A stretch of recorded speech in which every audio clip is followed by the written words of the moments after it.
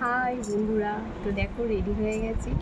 আজকে যাব হচ্ছে আমাদের পাড়ার মোড়ে কালী পুজো। তো সেই কালী পুজোতে জল সরে যাব সবাই মিলে, খুব মজা হবে। পাড়ার বউদের সবাইকে বলেছে একসাথে সবাইকে যেতে, তো সেই জন্যে যাব, রেডি হয়েছি। তো দেখতে থাকো ভিডিওটা, তোমাদের খুব ভালো লাগবে। কোথায় জল সইতে যাব, আমরা কতজন যাব আর কত মজা হবে সেটাও তোমাদের দেখাবো।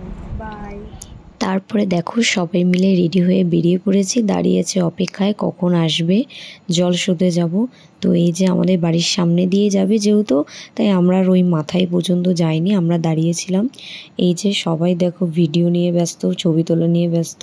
আসলে এখন সমাজে এটাই চলছে, আগে যাই করুক, আগে ভিডিও ছবি না করলে আমাদের কিছু পোষায় না। তো দেখো তারপরে আমরা দাঁড়িয়ে থেকে এবার আমরা একে একে সবাই ভেতরে ঢুকে যাব। গিয়ে আমরাও সবাই হাঁটা শুরু করলাম। প্রচুর লোক হয়েছে, প্রচুর লোক।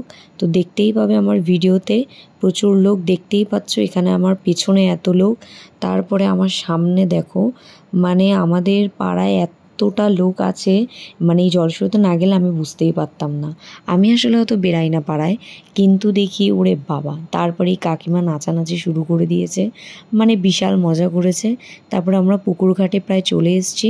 পুকুর ঘাটে এই যে এই পুকুরে আমাদের সমস্ত শুভ অনুষ্ঠান এই পুকুরেই হয়।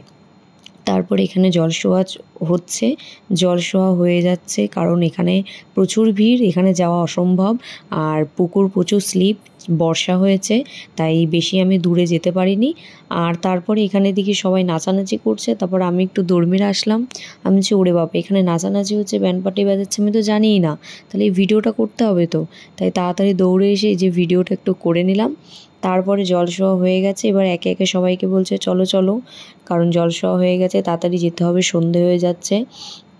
তারপরে এই যে জলসোয়া হয়ে গেছে, এবার কুলো নিয়ে, যে কুলো নিয়েছে সে তো আগে যাবে, আমরা পেছনে। তো সে আগে গেল, তারপরে আমরা পেছনে আবার সবাই যে যার মতো যেতে লাগলাম। আর এই যে হচ্ছে আমাদের মা, এই মাটাকে আমাদের নিয়ে যাওয়া হবে। তারপরে আমরা একটু ঠাকুরের জন্য মিষ্টি কিনে নিলাম, পাড়ায় পুজো বলে কথা, পুজো তো দিতেই হবে।